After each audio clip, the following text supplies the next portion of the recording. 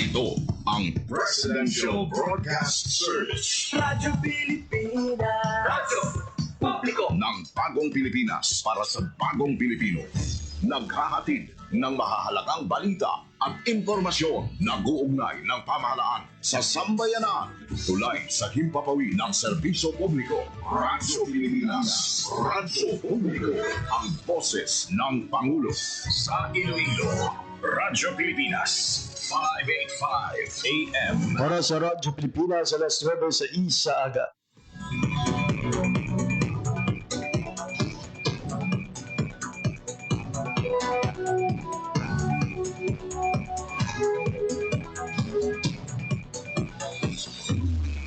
Western Visayas, Panay Island na tinamaan itong island-wide blackout. Ang pagsulod mo gate sa massive watershed. Pinaka-purpose nila ini para sa operation nato. We have that in collaboration with the department. I am again standing up. Mapigtahan ang ila freedom of expression. Office of Civil Defense naman po. Balita, issue, kag iban pa. Diri sa Radyo Pilipinas. Radyo Publiko.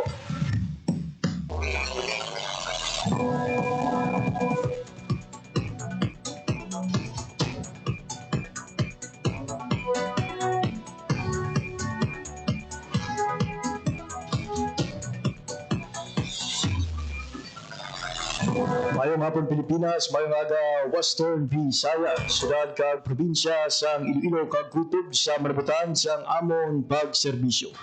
Di man nga bahin sang kalibutan, nagahatag kami sang katahuran. Mayong aga, good morning sa inyong tanan. More welcome sa isa naman kedisyon sang pagpalagad sang programa Balita, Issue kag iban pa.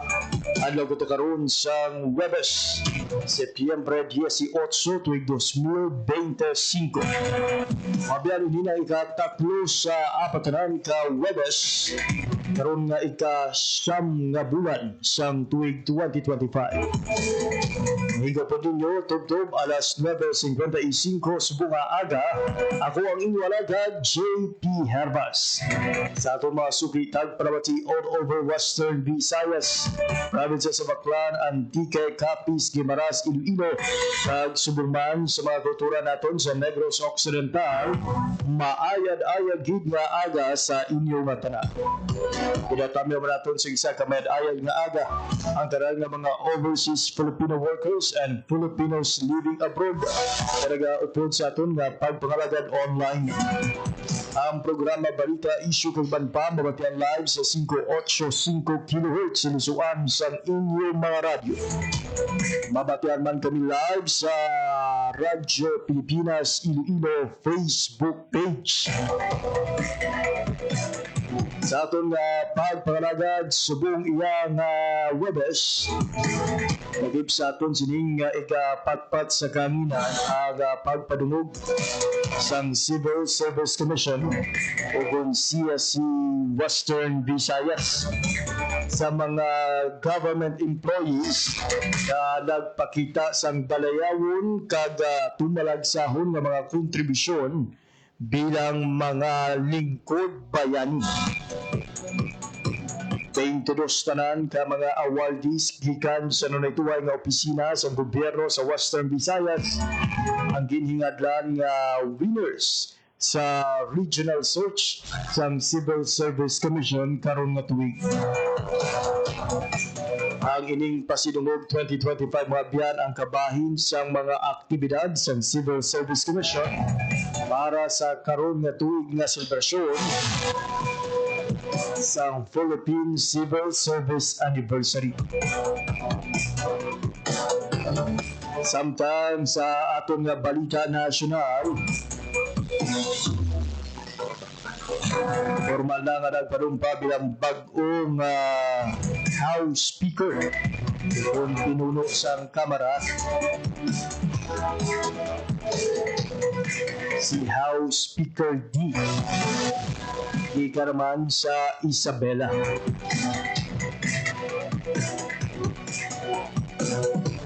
Ano naman mga biyan, formal lang nga nagbiya sa iyang pwesto bilang House Speaker.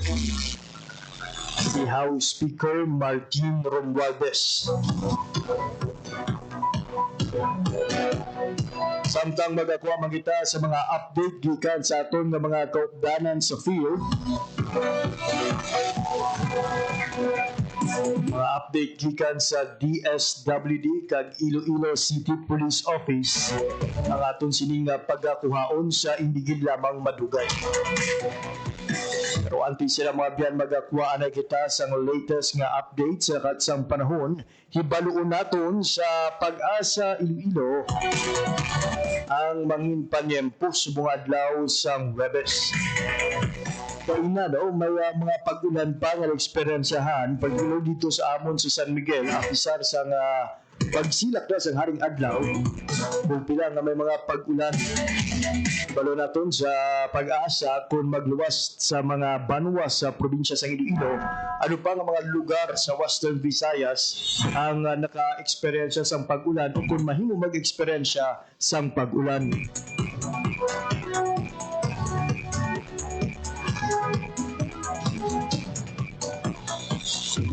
Oras sa Radyo Pilipinas, alas 9:12 na sa aga. Kaupon natin sa piyak na linya to give us the latest update from Pag-asa. We have Ma'am Leonor Silvestre. Radyo Pilipinas. Hello everyone, good morning. Muna yung ating latest weather update para sa buong adlaw, Wednesday, September 18, 2025. As of 4 a.m. po din ang aga, may duwa kita ang bagyo nga ginamonitor. So first, si Bagyong Marisol. Si Bagyong Marisol na estimate natin ngayon, yara siya sa may kalayon 165 km west of Calayan, Cagayan. May maximum sustained wind na nga 65 km per hour near the center, kagkastanas niya up to 70 km per hour. Ang iya hulang ito west-northwestward at 10 km per hour. So si Bagyong Marisol, walang pagwa naman ni sa atin nga Philippine Area of Responsibility this morning or afternoon. Ang katuwa nga bagyo, si Bagyong Nando. Si Bagyong Nando, gina-estimate natin ngayon siya sa may kalayon 1,225 km east of southeastern Luzon. May maximum sustained wind na nga 55 km per hour near the center, kagkastanas niya up to 70 km per hour. Ang iyang hulang ay northwestward at 15 km per hour. Based natin nga sa current density outlook, si Bagyong Nando ay magpapahulang slowly northwestward over the Philippine Sea for the next 48 hours. Kag southwest monsoon na nag-affect sa may southern Luzon kag western section of Visayas. Bangod sa ning sistema, ang western Visayas mag-experience sa magulugal umundog tumugal kung mga kalangitan na may mga isolated na pag-ulan sa mga latang panahon tugas ang southwest monsoon. Mahina tugtog makasarangan naman ang hangin natin na maghahalin sa direction southwest to south na magadala sa makanay tugtog makasarangan ang pagbalon sa kanan kadagatan. Forecast temperature natin generally nasa 25 to 32 degrees Celsius. Ang adlaw na butla ko din ng 5 to 39 a.m. kag magatunan ini 5:48 p.m. karon sa hapon. Kag muna yung atong latest weather update, halin diri sa Iloilo WR Station. Ako si Leonor Silvestre, madamang din niya. Salamat. Ma'am Leonor, ma'am, since may duwa kita ka bagyo, ang Bagyong Marisol kag Bagyong Nando, may posibilidad ba na magatingog pwersa ang inyong duwa ka bagyo sa ating Philippine Area of Responsibility? So far, hindi man sir, wala man di may possibility nga magtingog ilang person. Sir, kahit sa Bagyong Marisol man, nagpagwa naman sa atin nga Philippine Area of Responsibility sa Bumanaw. I see. But as we speak, Ma'am Leonor, may mga area kita subong sa Western Visayas na most likely mangin maulanon ang ilang panyempo. Sa subong adlaw sir, man kita sir, partly cloudy man kita sir. So, medyo maayo-ayo yung weather natin sa subong adlaw sir. That's in all provinces, ma'am, including na ang Negros Occidental. Yes, sir. Kamusta? Kita sir sa mga isolated na pag-ulan sa hapon or sa gabi. Ayun. So may mga tendency gihapon no, sa pag-ulan pero most likely hapon or kagabihon. Ma'am Leonor, kamusta naman ang ating kadagatan? May araw ba kita ginpagawa nga gale warning? So far, wala man kita sa may gimpasaha nga gale warning. Alright, for your information hatag sa Radyo Pilipinas, Ma'am Leonor Silvestre, madamong hig na salamat. Madamong man salamat sa kung mag-aayon aga sa liwat. Dahil ako mabyan latest update sa lakat ng panahon, tinulong sa aton sa Pag-asa Iloilo with Ma'am Leonor Silvestre sa pihat na linya. Ang oras sa Radyo Pilipinas, alas 9:15 na sa aga. Radyo Pilipinas. Publiko! Radyo Pilipinas. Mga biyan, sige po nagapamati ka mo sa pagpalagad sa programa Balita, Issue, kag iban pa.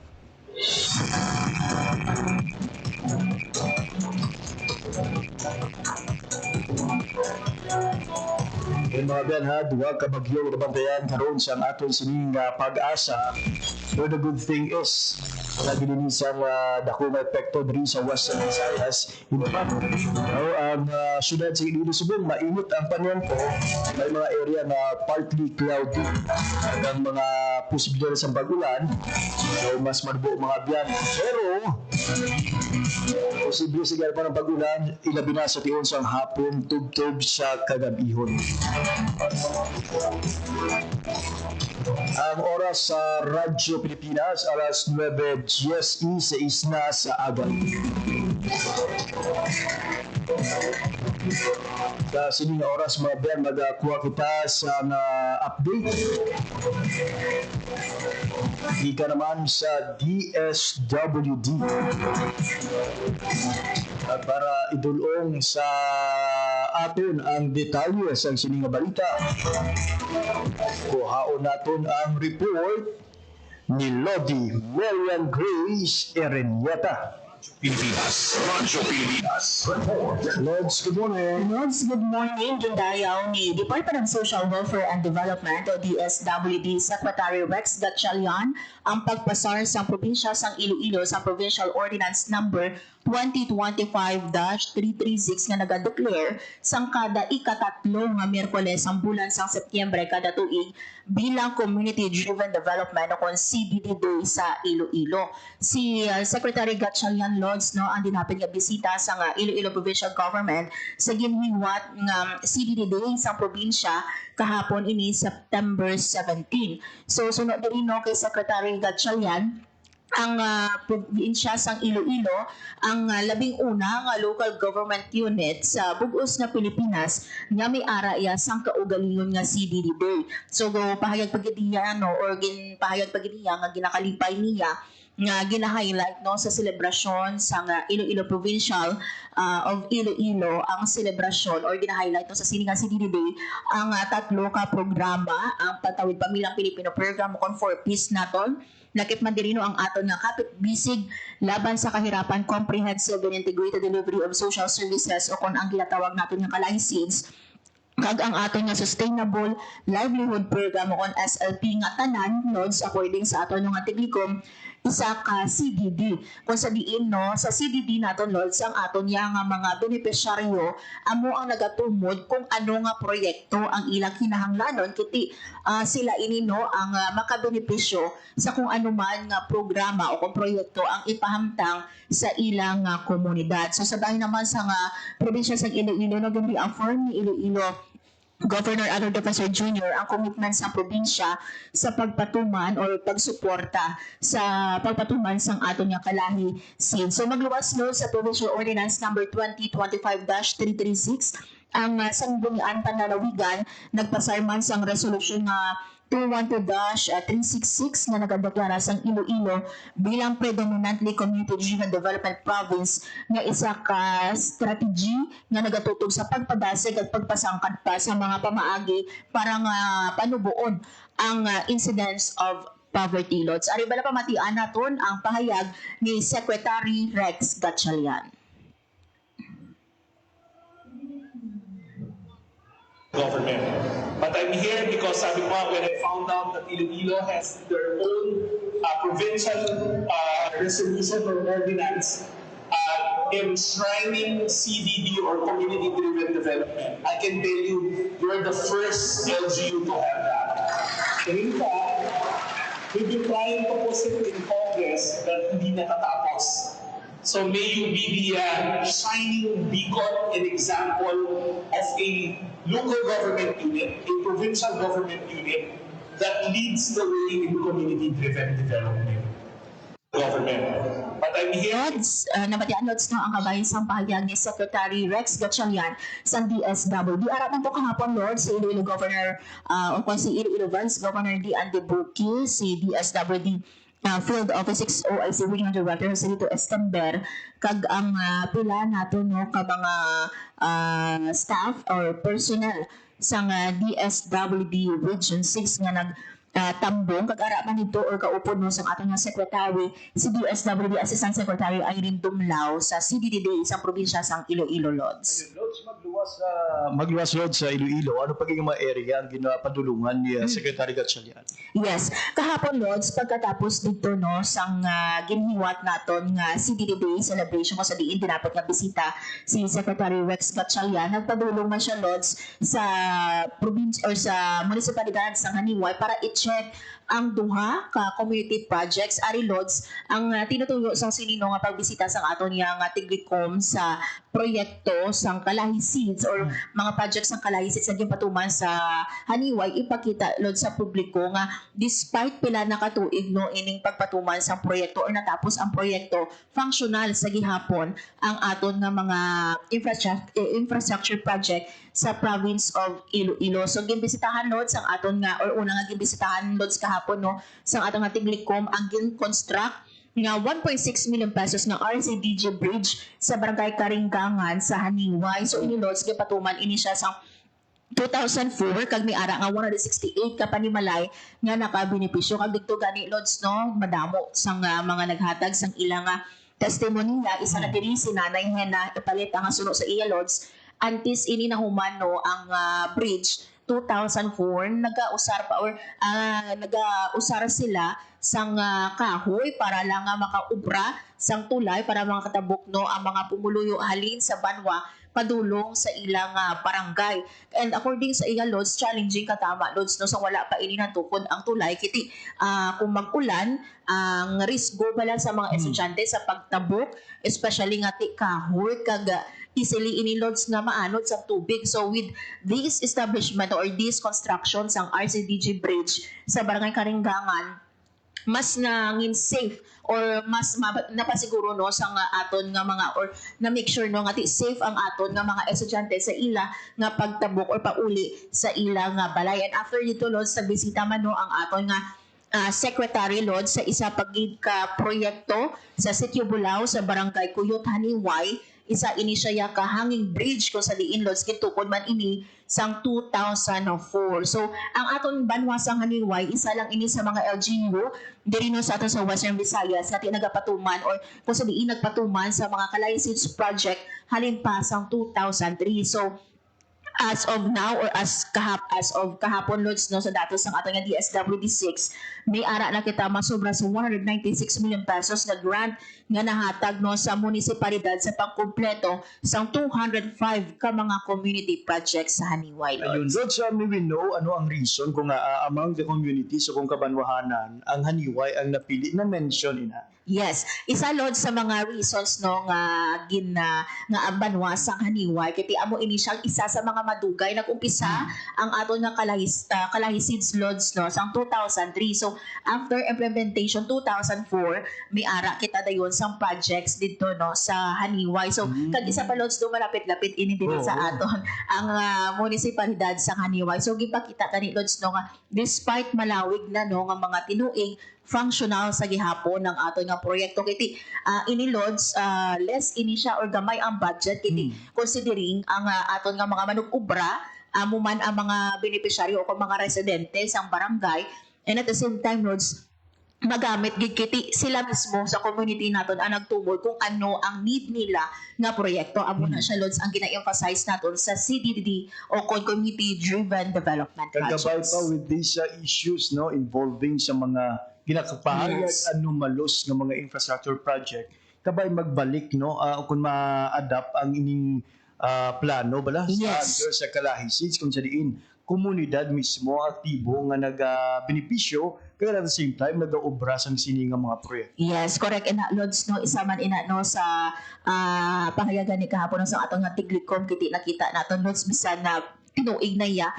Mapaskog sa gihapon ininggin na obra nato nga mga projects ang hangin bridge naton Lods. Nakita nato nagsaka kita to kahapon pag-unloads ang ining hanging bridge, and at the same time ang tulay nga ginobra to ginaripate lang ining sang komunidad naton para nga ti madubago ang itsura, pero nakita naton Lods nga ti makabenepisyo or beneficial gid siya no sa ato nga community kag mapag-on. Okay, kung komunidad mismo ang magapanguna sa proyekto, hindi man na sila magbutang sa proyekto nga bala nila malumpag. Correct. Kung hindi mapuslan, kag worse no, magadala lang sa ila sang kahalitan. So Yes. kabay no pamarisan ang ining konsepto o kuna plano sang kalahisids sigiban pa nga mga mamalidha o sa Yes. aton sini nga gobyerno. Yes, kag pahayag diri Lods the Secretary Gatchaliano naka-ambush interview kita pahayag niya Lods nga right after no isa ini sa mando ni Presidente Ferdinand R. Marcos Jr. sa ato nga tigligom nga bisitahon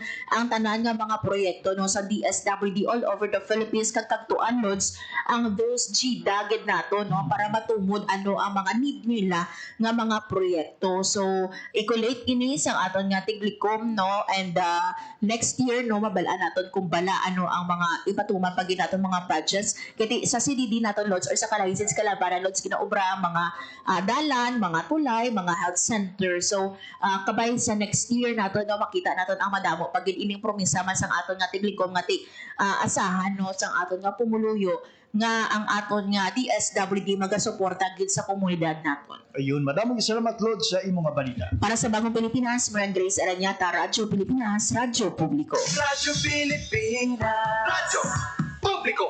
Radyo Pilipinas. Para sa Radyo Pilipinas, alas 9:27 na sa aga. Kaganuyan to ang balita gikan sa DSWD.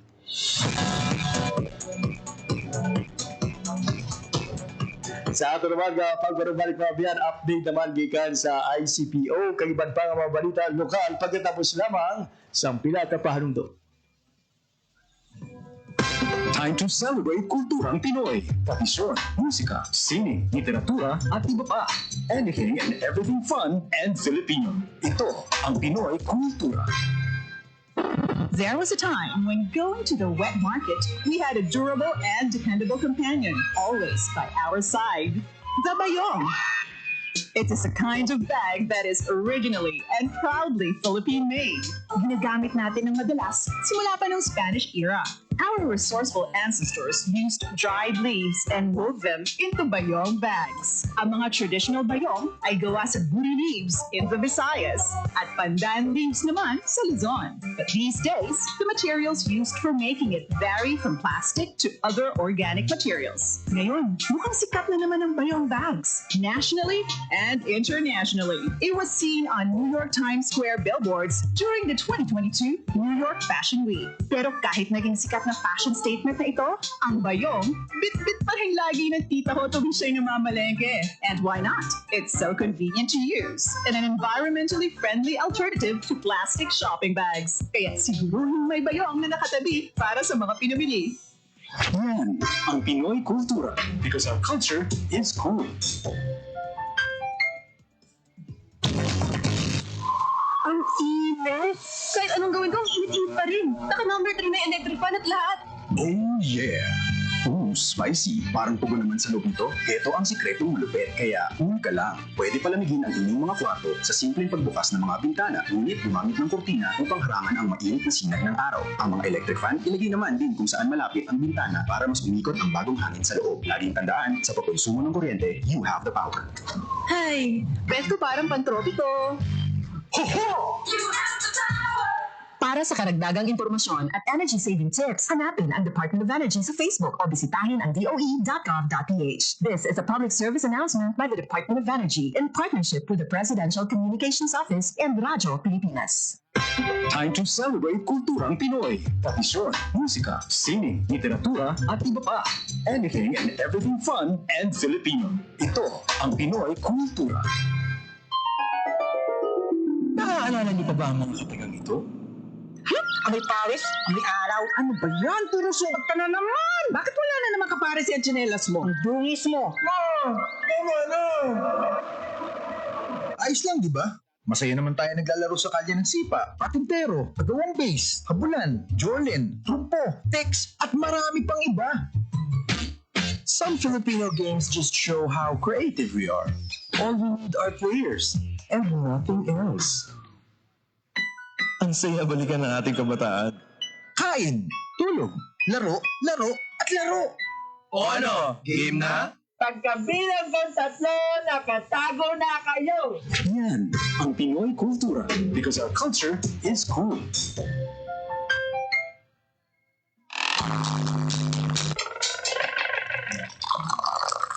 Araw-araw, puro tsaa ang hanap. Minsan mainit, kadalasan mapait. Para sa Radyo Pilipinas, alas 9:31 na sa aga. Siga po nagpamati mo sa pagpakalagad sa programa Balita, Issue, Kagiban pa. Radyo Pilipinas. Radyo Publiko. Radyo Pilipinas. Mga ben, sa sining oras, magakuha naman kita sa update gikan sa Iloilo City Police Office. May kang tanan sa plano ng paghiwat sa hublag protesta sa pila ka mga Ilonggo. May kang tanan naman sa ginapahayag maanomaliya nga mga infrastructure project sa nanaytuhan nga komunidad sa Pungsod, Pilipinas. Para idulong sa aton ang detalye sa balita, kuha na ito ng live report ni Janelle Baclay. Radyo Pilipinas. Radyo Pilipinas. Report. Jen, good morning. Jeff, ginpasalig sa Iloilo City Police Office ang ilang bugos nga pagbantay sa seguridad sa naghilapit nga pagpatigayonon nga nationwide rally no sa maabot nga September 21 kung tawag nila nga Trillion March sa diin nga may pila nga mga organisasyon na nagpabutyag nga mag-upod sa siniya nga protesta sa September 21. So no kay Colonel Kim Ligada ang ICPO chief nato no nga sa karon hindi sila maghugot sang pagka-stricto sa implementasyon sang no permit no rally, pero gina-encourage gyapon ang mga organization na may plano nga magpatikayon sang rally sa pagproseso no, pero kung sila nga strictohon ginila or hugton ginila o kung tabugo nila ang mga reliyesta pananggit wala sang mga dokumento o papeles, hindi nila ini paghimon kay mismo ang aton siniyang nga presidente si Presidente Ferdinand Marcos Jr. ang nagsiling nga ti respetohon kag kilalahon ang kinamatarong sa mga individual nga luyag mag-upod sa siniya nga hublag protesta as long as hindi violente. So no kay Colonel Kim Ligada nga hindi sila magpasilabot. Pero kung ang rally mayara na sing violence, may mga damage to properties, posible nga ma-harm ang aton sini nga mga rallyista kag hindi masunod sa mga rallyista ang mga pagsulundan para nga sa ila protection no. Kahit may mga committees man din na sila jeep no nga naga-make sure na maging peaceful ang pagpatigayon sang hublag protesta. Hindi ginaya mag-intran police. Bantayan pa sila sa police nga para mapasiguro nga tayo yun hasta nga matapos ang iniiya nga hublag protesta jeep. Ini ang ginpahayag ni Colonel Kim Ligada sa din na patigayon kahapon ng press con sa din isa siya sa mga nagtambong. Pamatiyan naton si ICPO Chief Colonel Kim Ligada. Our president has declared that no committees necessary to end such protest. Pwede it is a clamor sa bilog na nakumulo ang corruption ng mga corruption nangyayari issues at home.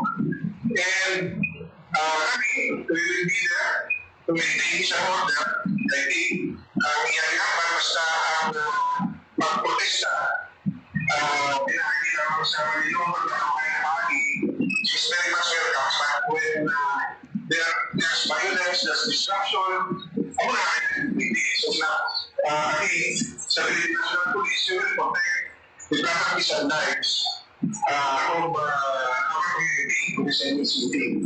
And also natin kita sa mga incidents sa muna. And we will continue our duties and responsibilities even without the permission of Marcel Group during this September 21. So I hope isa na ako na pag-umbag sa corruption. So that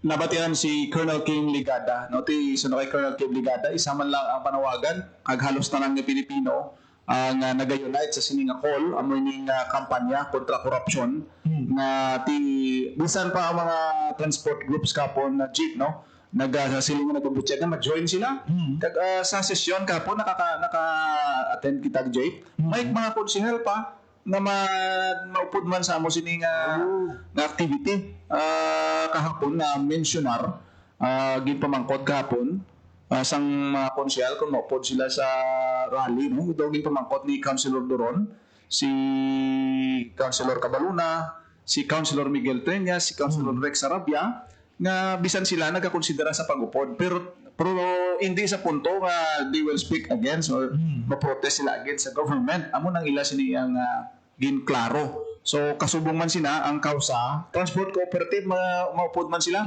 sa September 21 kaya ang point nila nga kuntani atong billions of pesos nga natulupang dan nga Maria sa flood control kung gin-divert na lang ato sa Department of Transportation Program for Modernization mas mamurumagaan gawa sa ila kaya nag-struggle ang co-op mo sa pag-apply sang loan gin-hold sila sang ibang mga bangko especially sang land bank na hindi aday pag-i-proceed ang loan kay tungod nga daw madamo sang non-performing kooperatiba bound to lose ba siling ni Sir Rizal Alido siling nga tani gin pa subsidize na lang ko sa amon kung gin pa ulam na lang sa amon to nagdasig pa nga nga pagbakal sang bag-o nga mga units so kung tanaw na ton isa lang ang kausa kag ini ang nakitaan sang mga nagkalain-lain nga grupo nga ginasuportahan nila ining trillion march on September 21 sa security aspect kaya nga ton sining ICPO hindi sila mag-stricto gid na silang ops hindi ka mo pwede di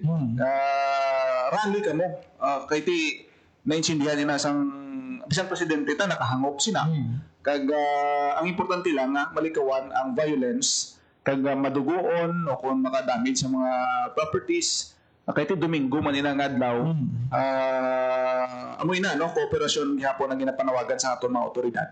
Diyan considering at hindi na required ang permit. Nga mo tani ang maghahatag sa aton sa detalye kung diin ang lokasyon, ano ang oras ng sining mga rally. Matungod bala o kung palabot kahapon kung ano ang mga area na identified na ang mga venues ng sining rally kag ano oras ginalauman mag-umpisa.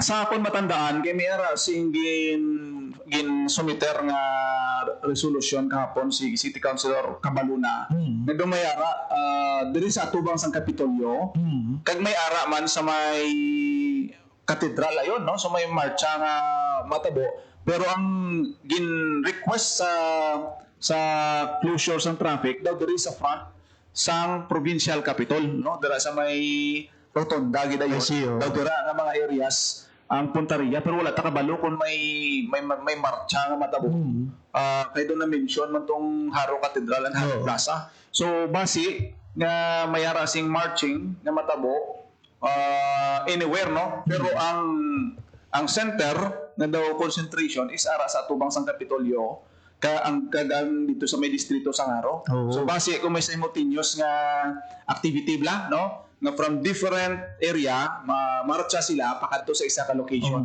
which is ang kahapon santo sa gin-applyan sang permit kag possibly assistance from our ICT team o kag ICPO amo ang area sang Kapitolyo kung dito magsala daw 3 to 5 PM ang ilang gin request sa City Council nga gin-aprobahan man sa aton sini nga mga konsyal Jay. Ayun, so kabay ang aton sini nga city government despite the absence of the required permit no maghahatag siya po sa aton sa mga traffic advisory kag para makapanginlaman man ang aton sini nga mga kauturan sa kung ano ang dalan nga likawan kay basi may pila sila may dalian bala dyan mga kalagtuan especially nga kung Domingo abi family day no madamo sa mga nagaguluha sa ila sinitag sa ka mga puluyan ka maglagaw-lagaw padulong sige marasi kung may ara sa road closure o kung may ara sa paghiwato ng programa sa Kapitolyo pwede nila nga malikawan ang ilang area. Susunod sa kapulisan tagani dako gid nga bulig nga ang September 21 natuon sa Domingo Kahit kung natuon din sa weekdays, laban-laban ang matabo. Traffic Pag-traffic or possibly consider sa aton sining lokal nga panguluhan pagdeklara sa suspension of classes, kay tibalaan mo naton nga once ka damo sang mga dalan nga maapektuhan, ti huol gigawa, damo malit, damo ang hindi makapauli sa ilang buhi. Pero knowing nga Domingo siya, daw confident man ang aton sining ICPO, ang lokal nga panguluhan kag actually gina-encourage nga mag-join sa sini nga call ang kung sino ang gusto nga magpakigbahin kay halos isa man lang ang panawagan Jake no sang tanan-tanan nga sektor kaya mo na gani nga ang may mga councilor nga gusto mag-join kay tungod nga panini ng inline ini sa ilang pagsik sang kausaman to investigate sa flood control. Kabalahan na natin dari sa Iloilo City, may pila ka mga gina-question man, no? Ang aton siningilo ka nga panguluhan sa mga projects kag pag-allocate sa mga fundings para sa siningang mga proyekto Che. Diyan na tungod man kung pila ang mga initial na so far nga number nga mag-upod sa sining hublag protesta. Ang hambal rin ni Kamer Kim Ligada, wala agad sila sa total estimate. Kag isang deployments ang kapulisan, hindi sila makasiling na we will deploy 500 personnel all over the city. So, pero gina-anticipate nila nga dako ini kay knowing nationwide kag ang tanan nga sektor nag-signify nga ma-join even LGU officials sa iban ma-join not to call isang protest against siling kung sino dira no o kundi pag-express lang gid sang ila sini nga balatyagon ti kung tanawon mo bisan ang aton nga kapulisan na ilang nga sektor nakahangop nakahindi sang sini nga kausa so expect sang mas madamo nga nga maga-join kag nuwi nga Domingo pa siya natamo so base nga ang iban nga wala obra wala klase wala duty posible nga mag-join sa sini nga rally so dako nga crowd kag ginabantayan gid sa gyapon no sa aton sini nga kapulisan kag sa bayan sang transport sector wala isang transport strike pero ginambal gahapon ni Henry Alcalde sang WBTC kag araman kanday Winnie Nobleso Rizal Alido titanan ni nga mga transport group member ni sang Western Visayas Alliance of Transport Co-op kag sila mismo nag-signify nga ma-attend sila. So pila da nang ilang nga scope ang kanabuon sa ilang membro transport sector lang na. Ti butang mo pa dang iban pa nga sektor. Daban-laban damo gid kag posible malabot sa libo ini jeep kung may marcha pa. Pero din confirm jeep ni ni Colonel Kim Ligada nga isa ang bayan sa mga nagproseso sa permit sa sining rally. So nag-apply sila permit. Sila nga isama lang protect dako man ang organization ang bayan. Sa Subong daw dati kung matandaan mo may rally ang pro kag may ari ang ang mga protesters. Pero Subong may posibilidad nga in one venue isa lang ka mensahe. Base mag-isa ka mensahe ang napanawagan. So posible nga isa ang singgitan sang sinikag nugang pa nga ang venue, base nga isa na lang, tilaban-laban, may crowd nga posible nga balantayan kag mas be a concern sa bayan sang seguridad naton Jay. Basta mula na ang panugyan sa atong kapulisan, make it violent free kumbaga para wala man sa may masakitan o kung wala man sa may masamaran samtang ginapabutyag naton ang aton sinitag sa ka mga kagustuhan. Padugay naman nga wala kita makakita no sang clash between protesters and authorities diri sa may Iloilo City kay daw na improve gid no ang communication and coordination. May statement between protesters nga kag sa aton man sini nga law enforcers na mag-abide ka mag-comply sa bahin sang mga grupo nga magapatigayon sang rally. Ang isa lang di ka ginambal sa ICPO na hindi mangin violente, kay bisan wala ka mo permit, i-consider ka mo as long as hindi ka mo violente, kag wala ka mo naga-cause sang anuman nga mga damage o kung problema no, while doing sa inyong mga protest activity. Ayun. Maraming salamat Jen sa mga balita. Amo na madulaton nga report para sa Bagong Pilipinas, Gina Baclay, Radyo Pilipinas, Radyo Publiko. Pilipinas Radyo Publiko Radyo Pilipinas Baliabot mabiyan latest update gikan sa Iloilo City Police Office may kang tanan sa sining kabig trillion peso march ng isa ka rally batok sa mga ginapahayag maanumaliya nga mga infrastructure project sa pungsod Pilipinas. Hindi mangin strikto sa permita nga aton sining kapulisan pero may panugyan gid sa tanan nga kabay ipabilin ang kalinong kagatawhayan samtang ginapabutyag naton ang aton nga mga panindugan na mapanabat sa mahatagan sang kaatagan ng ining ginakabig malapnagon o kalagkuan nga tinawatay sa pondo sa gobyerno. Alas 9:46 sa aga.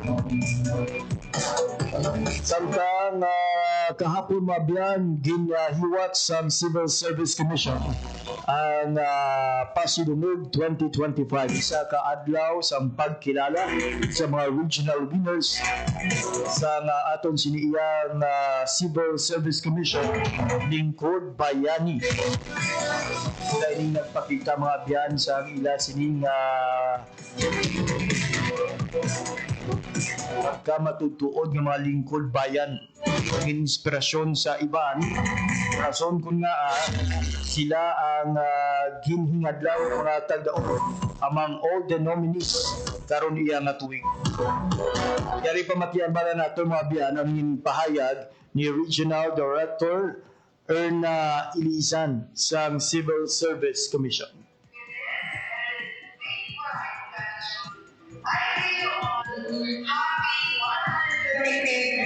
Civil Service Anniversary. Happy anniversary!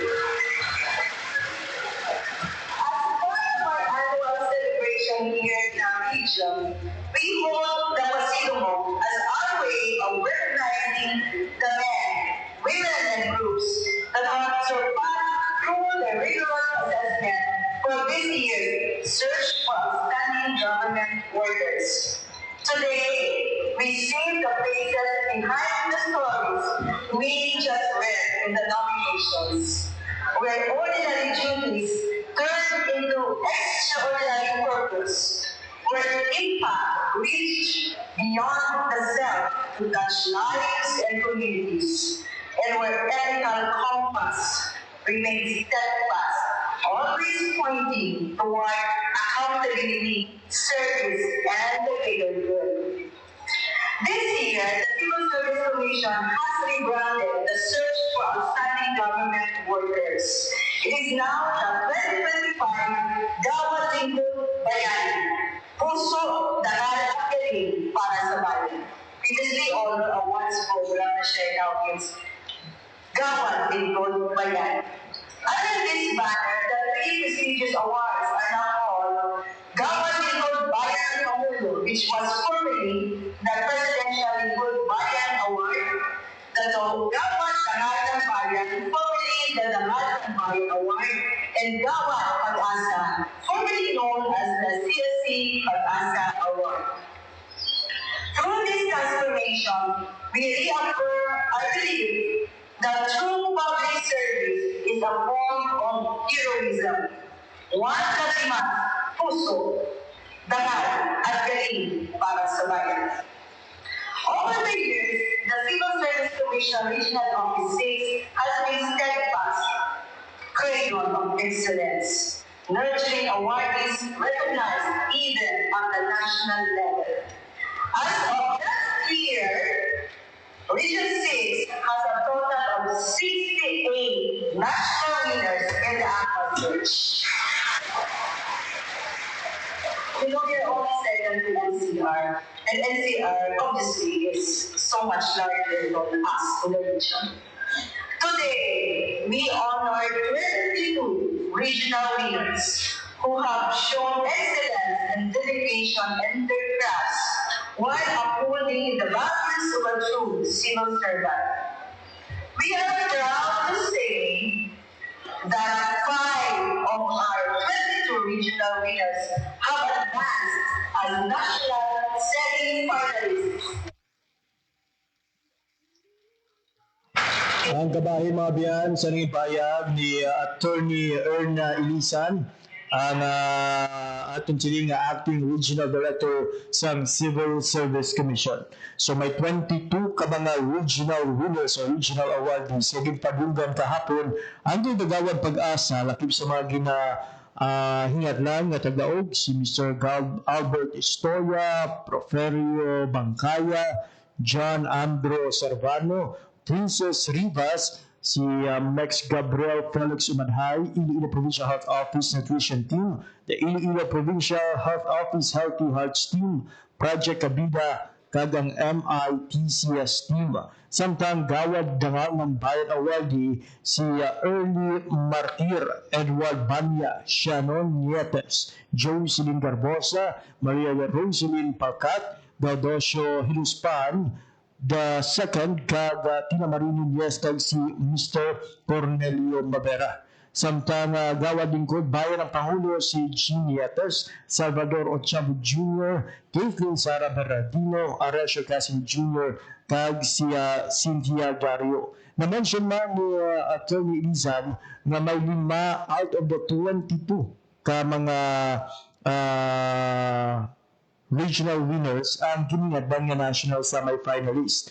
Iniamo si Max Gabriel Felix Umadhay, Jocelyn Garbosa, Cornelio Mabera, Jean Nietes, and Cynthia Dario. Sa subong, kumpirmado na nga national winners and Jocelyn Garbosa kag si Cornelio Mabera. Samtang ginahulat-hulat pa mga biyan ang mga resulta sa national winner sa gawad lingkod bayan ng Pangulo kung sa diin lakip sa mga national semi-finalists si Jean Nietes kag si Cynthia Dario. So congratulations good dahil sa ating sining mga regional winners, and we will continue to inspire siliban pagid ng mga kauturan naton working in the government office nga magtrabaho sang labaw pa sa ginalauman.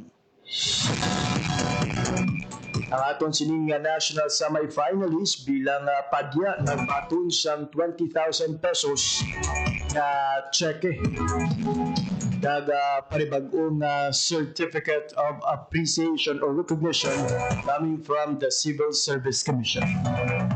Alas 9:52 sa aga, wala na kita sang oras nga nabilin sa aton sining pagpangalaga.